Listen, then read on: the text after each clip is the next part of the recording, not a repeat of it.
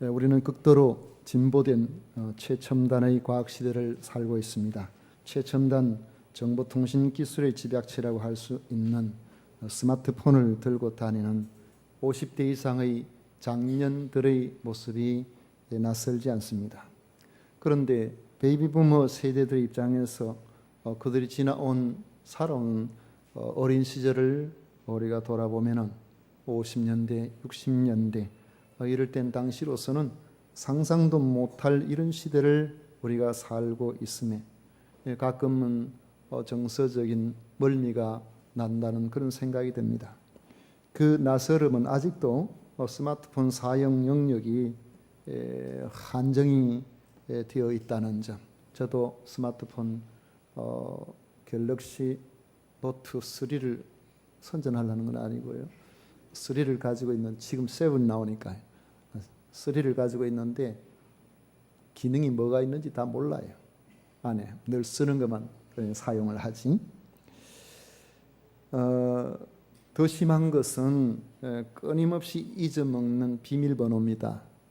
뭐든지 자꾸 생각해 놨다면 가장 쉬운 걸 했는데 좀 있으면 또 잊어먹고 거의 모든 것을 할 수 있는 이 최첨단 정보통신 기술이 융합된 이런 제품을 우리가 손에 가까이에 쥐고 살면서도 단순한 비밀번호조차도 기억하지 못하는 자신의 지적 능력 앞에 스스로 의기소침해지는 것이 우리들입니다.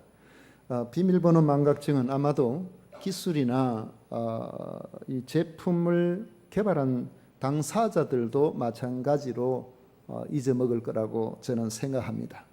그만큼 인생은 대단한 것 같으면서도 또 한편으로는 별 수 없는 이 양극단의 존재라는 것을 우리가 늘 가지고 다니는 기계 하나를 통해서도 느끼게 됩니다. 그래서 자신의 능력을 과신하는 그런 사람들은 세상을 아주 만만하게 생각할 수도 있겠지만 인간의 여러 한계를 경험해 본 사람들은 인생이 그렇게 대단하지 않다는 것을 고백하게 됩니다. 특히 확실하게 우리가 생각되는 것은 인생을 다양하게 경험해 본 이 정직한 영혼들은 자신의 한계를 늘 생각하면서 살고 있다는 점입니다.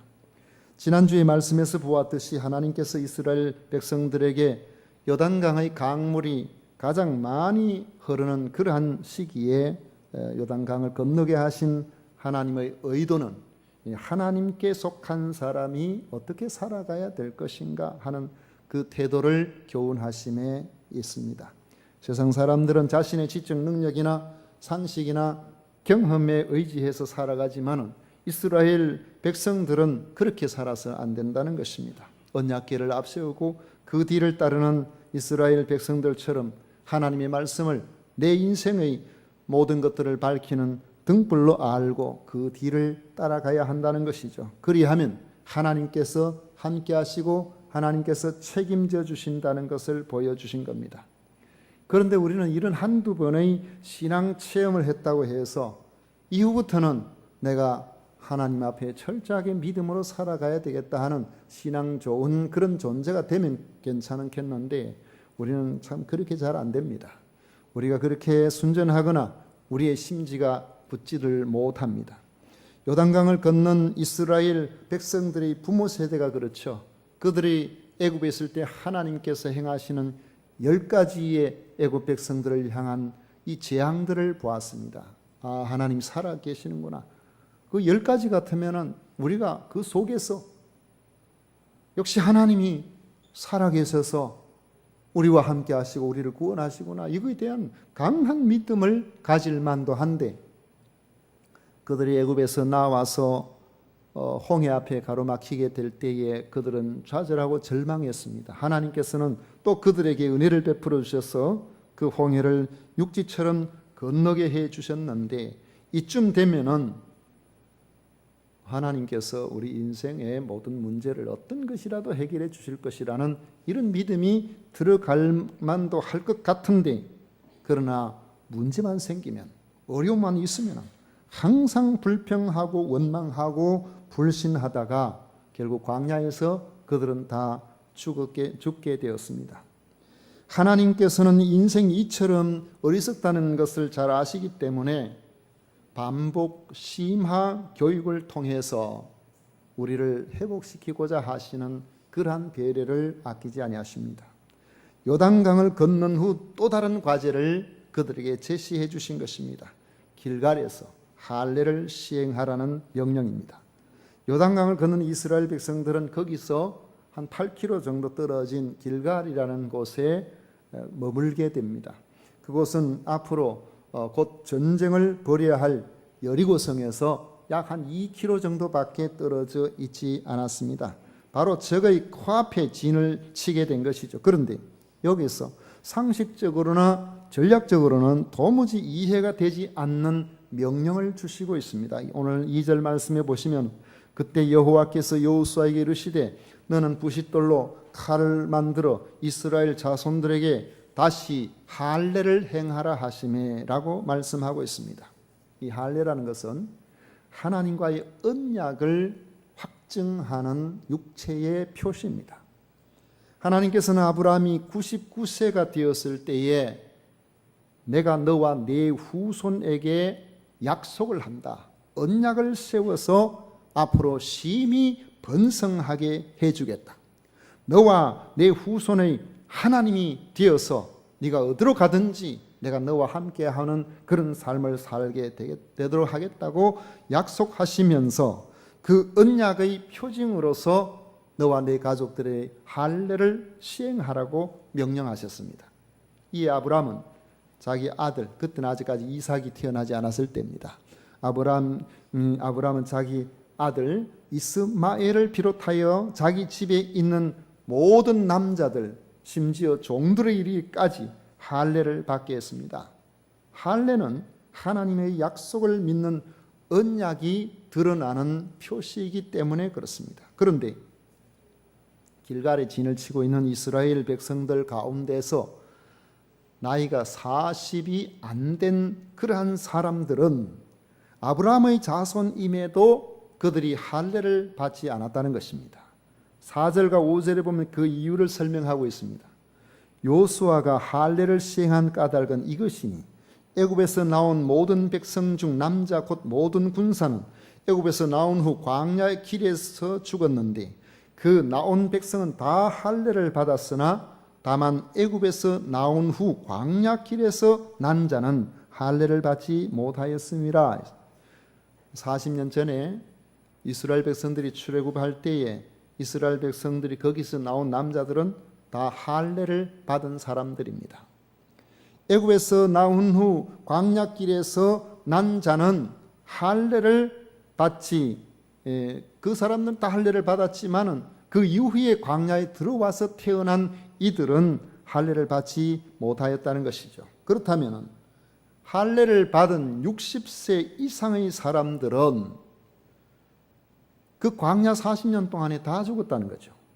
지금 살아남아서 길갈이라는 곳에 들어온 60세 이하의 사람들 중에서 40세에서 60세까지는 애굽에서 할례를 받고 나온 사람들입니다. 그런데 40세 이하의 사람들은 광야 도중에서 태어났기 때문에 그들은 계속해서 여기서 저기로 하나님께서 가라고 하시는 곳으로 이동 중에 있어서 할례를 받지 못했다고 말씀하고 있습니다. 7절에 보면 그들의 대를 잇게 하신 이 자손에게 여호수아가 할례를 행하였으니 길에서는 그들에게 할례를 행하지 못하였으므로 할례 없는 자가 되었음이었더라 했습니다. 이스라엘 백성들은 모세나 여호수아와 갈렙처럼 얼마든지 장수할 수 있는 사람들입니다. 여호수아는 당시에 갈렙과 마찬가지로 약 80 정도가 된 연세예요. 모세는 요단강을 건너오기 전에 120세를 살았습니다. 그런데 그들이 남자들이 광야에서 모두 다 죽어서 길갈에 와서 진쳐 있을 때에 여호수아와 갈렙 외에는 남자들 중에는 60이 넘은 사람이 없었다는 거죠. 모두 다가 60 이하의 사람들이었다는데 왜 그렇게 됐냐, 그 이유를, 그들이 광야에서 다 죽은 이유를 성경은 그들의 불신앙 때문이었다고 밝히고 있습니다. 6절 말씀에 보면 이스라엘 자손들이 여호와의 음성을 청종하지 아니하므로 여호와께서 그들에게 대하여 맹세하사 그들의 조상들에게 맹세하여 우리에게 주리라고 하신 땅 곧 젖과 꿀이 흐르는 땅을 그들이 보지 못하게 하리라 하시매 애굽에서 나온 족속 곧 군사들이 다 멸절하기까지 40년 동안을 광야에서 헤매었다라고 그렇게 말씀하고 있습니다. 이 말씀의 배경은 민수기 14장에 나옵니다. 모세가 가나안 땅에 12명의 정탐꾼을 보내었더니 40일 동안 정탐하고 돌아와서 보고를 하는데 요수아와 갈렙 외에 10명의 정탐꾼들은 하나님의 약속을 믿지 못하고 그곳에 있는 장대한 아낙 자손들 거인들을 보고 그들이 머물고 있는 견고한 성들을 보고 그 땅을 악평하면서 우리가 그곳에 들어가지 못할 것이다. 그곳에 들어가면 반드시 그들에 의해서 우리가 죽임을 당하게 될 것이다라고 그렇게 말했습니다. 그러니까 백성들이 잔뜩 기대하고 있다가 40일 동안 정탐하고 돌아온 그들이 그 땅에 우리가 들어가지 못할 것이다라고 하니까 모두가 다 낙담해 버렸습니다. 그래서 백성들은 밤새도록 통곡하면서 왜 우리에게 올라가지도 못할 그곳에 가고자 여기까지 인도했느냐면서 모세를 원망했고 심지어는 우리들 가운데 새로운 지도자를 세워서 이전에 종살이 하던 그곳으로 다시 돌아가자면서 모세를 돌로 쳐 죽이려고 달려들었습니다. 상황이 이렇게 돌아가서 하나님께서는 진노하셔서 하나님의 영광으로 모세를 보호하셨고 그리고 난 다음에 반역한 그러한 애굽에서 나온 모든 사람들 20세 이상의 사람들은 가나안 땅에 들어가지 못하고 40년 동안 광야에서 방황하게 하신 것입니다. 들어가지 못하게 되리라고 말한 그 사람들은 들어가지 못하게 그렇게 하셨다는 것이죠. 만약 하나님의 언약을 믿지 못하고 불평하고 원망하고 반역한 그들을 하나님께서는 아주 엄중하게 그들에 대해서 경고하셨고 그 심판은 너무나 무섭습니다. 민수기 14장 33절 34절에 보면 너희의 자녀들은 너희 반역한 죄를 지고 너희의 시체가 광야에서 소멸되기까지 40년을 광야에서 방황하는 자가 되리라. 너희는 그 땅을 정탐한 날수인 40일의 하루를 1년으로 쳐서 그 40년간 너희의 죄악을 담당할지니 너희는 그제서야 내가 싫어하면 어떻게 되는지를 알리라 하셨다 하라 그랬습니다. 하나님 싫어하시는 게 뭡니까? 불신앙, 불평, 원망. 하나님께서 들어가도록 해주겠다고 하셨는데 환경을 보고 안 된다, 못한다, 우리는 죽었다 이렇게 하는 걸 하나님께서 싫어하시고 그들의 믿음대로 못 들어가게 그렇게 하시겠다는 것입니다. 이제 끊임없이 불신앙으로 원망하고 불평하던 그들은 광야 40년 생활 중에 소멸되었고 60세 이하의 남자들만 남게 된 것입니다. 그들 중에 40세 이하의 사람들이 계속해서 광야에서 이동 중에 있었던 관계로 비록 이스라엘 자손이지만은 할례를 받을 수가 없었다는 것입니다. 하나님께서는 가나안 정복 전쟁에 앞서 이제 막 요단강을 건너서 길갈이라는 곳에 진을 친 그들에게 할례를 시행하라고 명령하신 것입니다. 9절 말씀에 보면 하나님께서 왜 할례를 시행하라고 하셨는지 그 이유가 나옵니다. 이스라엘 백성들에게 이스라엘 백성들이 할례를 시행했을 때에 하나님께서 말씀하시기를 여호와께서 여호수아에게 이르시되 내가 오늘 애굽의 수치를 너희에게서 떠나가게 하였다 하셨으므로 그곳 이름을 오늘까지 길갈이라 하느니라 했습니다. 여기서 애굽의 수치라는 것은 이스라엘 백성들이 과거에 종살이했다는 것, 애굽에서의 수치. 여러분, 내 과거가 그렇게 밝히고 싶지 않은 그런 부분들은 그 수치가 아니겠습니까? 또 그 애굽 사람에 의한 이스라엘 백성들의 그 과거의 신분이 그들의 수치이기도 하지만 하나님께서 그들을 건져내셔서 적각 꿀이 흐르는 땅으로 인도하시겠다고 그들을 이끌어냈는데 하나님께서 이끌어내신 이스라엘 백성들이 가나안 땅에 들어가지 못하고 계속해서 광야에서 방황하면서 그렇게 하다가 결국에는 광야에서 다 죽게 되는 이러한 상황들을 보면서 애국 사람들이 뭐라고 하겠습니까? 아이고 구원하려고 데리고 나가는 것 같더니만 결국 광야에서 다 죽이려고 데리고 갔는가? 이렇게 조롱과 멸시를 했다는 것이죠. 이것이 애굽인에 의한 사실 이스라엘 백성들에게 있어서는 수치가 되는 것입니다. 이 길갈에서 할례를 행함으로 이제는 이러한 수치가 다 떠나가게 굴러가게 그렇게 하겠다는 하나님의 말씀인 것입니다.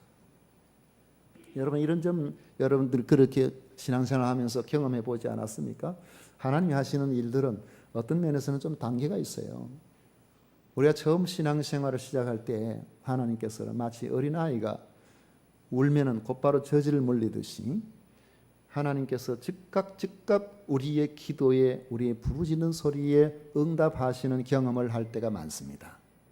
그런데 신앙생활이 조금 더 깊어지고 조금 성장하면은 왠지 그때부터 기도해도 하나님께서 즉각 안 들어주시고 하염없이 기다리게 하시는 때가 있습니다. 그럴 때는 참 지쳐요. 세월이 올라가면 안 믿을 수도 없고 믿으려고 해도 재미가 없고 힘이 들고 그래서 차라리 안 믿었으면 좋았겠다 그런 생각이 들기도 하고 그렇다고 해서 뒤돌아설 수도 없는 거죠. 이게 세월이 어느 정도 흐르고 또 그 가운데 특히 우리 인생의 고난이나 하나님께서 우리의 신앙을 달아보시고 우리를 통해서 귀 쓰시기 위해서 좀 더 힘든 길로 이끌고 가면은 우리도 힘들지만은 믿지 않는 이들이 우리를 볼 때에 좋은 소리를 하지 않습니다. 저 예수 믿더니만 하는 것마다 안 된다. 예수 믿더니만은 망했다. 예수 믿더니만 어떤다. 이런 소리를 들을 수가 있어요. 그렇게 되면은 그 자체로 볼 때에 우리가 그리스도인으로서 좀 수치스러운 그런 면이 있죠. 예수님 믿더니만 안 믿을 때는 어렵더니 잘 되었다. 예수님 믿더니만 하는 일마다 어떻게 잘 되느냐. 이런 이야기를 좀 들으면 좋겠는데 그렇지 않으면은 오히려 그 반대일 경우에는 우리가 고통스럽고 힘들어지는 그런 상황이 올 수 있죠. 애굽 사람들이 볼 때는 저들이 믿는 하나님이 그들을 건져낸다고 우리한테 종살이 하던 이들을 끄집어 가두면 40년 동안 다 죽이려고 광야에서 데리고 갔는가? 이런 이야기를 이스라엘 백성들이 듣게 되었는데 하나님께서 하시는 말씀이 그 길갈에서 이제 할례를 시행함으로 내가 오늘 애굽의 수치를 너희에게서 떠나가게 하였다. 이렇게 말씀해 주신 것입니다. 이것은 이스라엘 백성들이 가나안 땅에 마침내 들어갈 수 있는 하나님께 속한 언약 백성이라는 사실을 확인시켜 주신 겁니다. 왜냐하면 이전에 앞에서 말씀을 드린 것처럼 이스라엘 백성들이 광야 40년 동안 1세대들이 그곳에서 망한 것은 하나님께서 잔인하셔서 망한 게 아니라 그들의 불신앙 때문에 망했거든요. 우리가 잘못 살아서 우리가 하나님 주시는 형통의 길을 걸어가지 못하게 되면은 우리 책임이지만 안 믿는 사람은 그렇게 생각 안 합니다.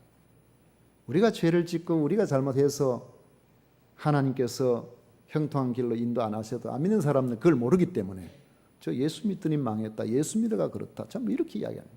여러분 믿음 생활을 잘 감당하셔서 연단을 통해서 더 큰 복을 주시기 위해서 우리로 하여금 일시적으로 힘들고 어려운 일을 겪는 것은 하나님이 영광을 받으실 일들이지만은 우리가 교만하거나 불신앙적으로 살거나 하나님 앞에서 죄된 그런 삶을 통해서 잘못 살아가지고 세상 사람들이 우리를 보고서 예수 믿더니만 망했다 이런 소리는 절대로 듣지 말아야 됩니다. 여러분들 주님 앞에서 모두 다가 형통한 이런 은혜가 있으시기를 축원합니다. 할례를 시행했다 그러는데 이 할례는 육체적으로 큰 고통을 수반하게 만듭니다. 하나님께서는 여호수아에게 부싯돌로 칼을 만들어서 이스라엘 자손들이 할례를 행하라고 그렇게 명령하셨는데 2절 3절에 보면 여호수아가 하나님의 말씀대로 그대로 시행을 했습니다. 할례라는 것은 사람의 피부를 잘라내는 수술입니다. 당시에 얼마나 외과적으로 안전한 수술을 시행할 수 있었을는지는 모르지만 모든 것이 열악한 환경에서 시행되는 수술은 큰 고통과 함께 감염의 위험을 가지고 있음이 분명합니다. 요즘 그 할례를 쉽게 우리가 생각하면 요즘 애들 포경수술의 경우와 외형적으로는 같죠. 요즘 어떻습니까? 마취를 하고 또 피가 덜 흐를 수 있도록 조처를 취하고 꿰매고 소독을 잘하고 그리고 계속해서 소독하면서 그 과정을 지켜보고 이래 하는데도 아이들 보세요. 그 수술 받고 나면은 주로 여름 방학이나 겨울 때 수술 많이 하는데 하고 나면 초등학교 이제 한 5학년, 6학년 되면 보통 수술 시켜주잖아요. 애들이 얼마나 힘들어합니까? 그 다 나을 때까지 어거저 방에서 뒹굴뒹굴 하면 참 힘들어하죠. 그런데 이러한 마취도 없이 소독도 하지 못하는 이러한 수술을 당시에 했으니까 그 고통이 크죠. 당시 할례의 고통을 단적으로 보여주는 사례가 창세기 34장이 나옵니다. 야곱의 딸 디나가 세겜의 도시 문화를 쇼핑 갔다가 거기에서 세겜 족장에게 강간을 당하게 돼요. 그런데 그 족장이 일시적으로 그냥 사람이 보기 좋아서 그런 것이 아니고 이 디나를 진정으로 마음에 연모를 해서 아버지에게 어떤 결혼했으면 좋겠습니다. 그러니까 그 아버지 때는 하몰이 디나의 아버지 야곱에게 찾아가서 우리 양 집안이 서로 혼사를 맺으십시다. 그러니까 야곱이 난색을 피웠습니다. 지금 안 그래도 자기 딸 욕보인 그것도 지금 속상하고 야곱의 12아들도 전부 다 지금 분노하고 있는 그런 상황인데, 그런데 그 아들들이 속였어요.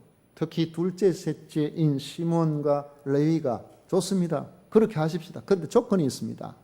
당신들이 우리는 할례의 민족이기 때문에 할례 받지 않은 사람과는 혼사를 같이 주고받고 할 수 없으니까 당신들도 할례를 받으면은 우리 딸을 주겠습니다. 우리 동생을 주도록 하겠습니다. 그래가지고 했더니만 좋다고 이 세겜성에 그 세겜이 추장이 떠나니까 그곳에 있는 모든 사람들을 설득해가지고 다 할례를 받은 겁니다. 모두 다가 할례를 받아서 사흘째 되는 날 아파서 참 누워서 끙끙거리고 있는 바로 그럴 때에 이 시몬과 레위 야곱의 두 아들이 자기 아버지한테 의논도 안 하고 칼을 가져가서 그 성 안에 있는 남자들 전부 다 죽여버렸어요. 단 두 사람에 의해 가지고 그 성 안에 있는 모든 남자가 멸절이 될 정도로 그들은 고통 중에서 할례 받고 나면 힘을 쓸 수가 없었던 거죠. 몽땅 그곳에서 다 죽어버립니다. 당시에 할례라는 것은 여러 날을 육체적으로 아파서 꼼짝도 하지 못할 정도로 큰 고통을 견뎌내야 되는 그런 수술이었던 것이죠. 그렇지만 여호수아 당시의 이스라엘 백성들은 이러한 큰 고통을 수반하는 할례인 것을 알지만은 하나님께서 명령하실 때에 순순히 그 길갈에서 순종해서 하나같이 할례를 받았다는 것입니다. 여러분, 할례 받은 장소를 생각해 보십시오. 이스라엘 백성들이 할례를 받은 장소는 길갈입니다. 요단강을 건너서 약 8km 정도 들어와 가지고 그 요르단의 그 협곡이 있는데, 요르단 협곡은 땅이 이렇게 쭉 갈라지면서 형성된 거거든요. 그래서 이렇게 협곡이 되는데 그 협곡의 양쪽 강 동쪽 서쪽으로 약 한 10km씩의 장소가 거의 평탄합니다. 양쪽으로는 산이 이렇게 높고, 그런데 그 중간에 물이 이제 흐르고 있는데 그 강도 그렇게 강폭이 많이 높지는 않죠. 이 강을 건너와서 한 8km 정도 되는 곳에 지금 이스라엘 백성들이 거기에 이제 머물고 있는데, 그곳에서 여리고성까지는 불과 한 2km 정도밖에 떨어져 있지 않습니다. 만약 이스라엘 진영의 사람들이 길갈에서 할례를 받고 전부 쓰러져서 고통을 당하고 있다는 정보가 여리고성 사는 사람들에게 알려졌다면 어떻게 되겠습니까? 단 두 사람이 세 개의 사람을 몰살시켰는데 여리고성 사람들이 몽땅 나와서 만약에 공격을 하면은, 잘못하면은 큰 낭패를 볼 수가 있는 장소입니다. 길갈은 여리고성과 달리 성곽이 없어요. 단지 임시로 머무는 평탄한 수경지였기 때문에 적의 기습을 막을 만한 어떤 준비를 할 수 있는 장소가 되지를 못했습니다. 길갈에서 할례를 시행한다는 것은 마치 적들이 내려다보고 있는 그 현장에서 완전히 무장해제된 상태로 있는 위험천만한 일이 되는 것입니다. 할례를 시행하는 것이 그렇게 중요하다면, 할례 자체가 그렇게 중요한 일이라면 하나님께서 왜 요단 동편 시딤에 있을 때에 할례를 다 받게 하고 안전하게 그렇게 들어오도록 하시는 것이 더 좋지 않았을까? 이런 생각을 해볼 수 있죠. 하나님이 하시는 일을 우리가 다 알기는 너무 어렵습니다. 아브라함에게 하필이면 75세도 나이가 많은데 100세나 되어서 아들을 주시고, 그렇게 귀한 아들을 어느 날 하나님께서 아브라함아, 예, 근데 너에게 준 아들 있지? 100세에 준 그 아들, 그거 너한테는 정실 자녀에게서 본부인에서 태어난 그런 유일한 아들이지. 예, 그렇습니다. 바로 그 독자를 나에게 제물로 바쳐라. 내가 지시하는 땅 모리아 땅, 모리아산 그곳에 가서 제물로 바쳐라. 여러분, 제물로 바친다는 건요, 사람을 죽여서 각을 떠서 창자를 내 그렇게 불에 태워서 드린 거예요. 하나님이 어떻게 일을 쓸 수가 있나요? 또 그건 이방 잡신들이나 하는 일이지 하나님께서 명령하실 일이 아닌 겁니다. 있을 수가 없는 일, 도무지 납득이 되지 않는 그러한 일입니다. 그런데도 하나님께서는 그렇게 명령하시니까 아브라함은 이해 안 되니까, 자기가 이해 안 되는데요, 아들한테도 말하지 않고 자기 부인한테도 말하지 않고 그냥 묵묵하게 하나님이 하라고 하시는 대로 칼을 준비해서, 아들을 준비해서, 장작을 준비해서 모리아산으로 올라가는데 그 심령이 어떠했겠어요? 아브라함이 칼을 높이 들고 그 아들을 잡으려고 하는데 거침이 없었습니다. 하나님께서 얼마나 급하셨냐? 아브라함아, 아브라함아, 멈춰라. 네가 하는 이 모습을 보니까 네가 참으로 나를 사랑하는 줄 내가 알겠다. 고개를 들고 옆을 보니까 그곳에서 번제를 드릴 하나님이 준비하신 양이 뿌리 수풀에 걸려가지고 가지를 못하고 그곳에 기다리고 있었던 겁니다. 그래서 아들 대신에 그 양을 잡아서 드렸어요. 여러분, 우리 생각을 해보면 하나님께서 주시는 명령 중에 이성적으로 상식적으로 이해되지 않는 그런 경우들이 종종 있습니다. 하필이면 물이 넘치는 우기의 요단을 건너게 하시고, 왜 하필이면 적들 코앞에서 할례를 받으라고 하시겠습니까? 그런데 여호수아는 이유를 묻지 않고 순종했고 백성들도 그랬습니다. 순종했더니 넘실거리는 요단 강물이 멈추는 귀한 일을 경험하게 해주셨고, 순종했더니 여리고성 바로 앞에서 모두 아파서 드러누워 신음하고 있는 그런 상황인데도 적들이 성문을 열고 한 사람도 나와볼 엄두를 내지 못했던 겁니다. 순종하며 할례를 받는 백성들을 보호하시는 하나님께서 저들의 마음에 두려움을 주셨기 때문에 그렇습니다. 여호수아 5장 1절에 보면 요단 서쪽의 아모리 사람의 모든 왕들과 해변의 가나안 사람들의 모든 왕들이 여호와께서 요단 물을 이스라엘 자손들 앞에서 말리시고 우리를 건너게 하셨음을 듣고 마음이 녹았고 이스라엘 자손들 때문에 정신을 잃었더라 했습니다. 여호수아 6장 1절에 보면 이스라엘 자손들로 말미암아 여리고는 굳게 닫혔고 출입하는 자가 없었더라라고 말씀하고 있습니다. 물론 우리가 그리스도인이라고 믿음을 핑계로 제 마음대로 살아놓고 하나님 도와주세요 그렇게 하는 것은 잘못된 것입니다. 최선을 다해야 하고 정직하고 성실해야 됩니다. 그렇지만은 최선을 다하고 정직하고 성실한 사람은 그리스도인이 아닌 사람들 중에도 그런 사람들이 종종 있어요. 우리가 이 땅에서 사람들이 존경을 받을 만한 그런 모습으로 살아가는 것은 마땅한 일이지만은 그것만 가지고 그 사람은 온전한 그리스도인이라고 말할 수는 없습니다. 그리스도인은 어떠한 경우에도 하나님의 말씀을 따라 살아가야 할 그런 사람이기 때문에 그렇습니다. 그래서 때로는 하나님께서 우리가 이해하지 못할 환경으로 인도하실 때가 있는 것입니다. 그럴 때마다 내 생각보다 하나님의 말씀, 그 언약궤를 앞세운 것처럼 하나님의 약속의 말씀을 따라서 살아가는 것이 우리의 신앙생활입니다. 길갈에서 할례 시행을 요구하시는 것처럼 때로는 이해되지 않는 환경에서도 우리에게 하나님의 자녀로서의 정체성을 먼저 요구하신다면 하나님, 지금은 제가 바쁘고요. 지금 제가 힘들고요. 지금 형편이 안 되니까 나중에 여건이 되면은 순종하겠습니다라고 연기를 할 어떤 합리적인 이유를 찾는 거, 이거 하나님 기뻐하시지 않아요. 도무지 이해가 되지 않지만 너가 나의 사람이냐? 그렇다면 내 명령에 순종하라고 말씀하실 때에 그 말씀에 순종하는 것이 믿음 생활인 것입니다.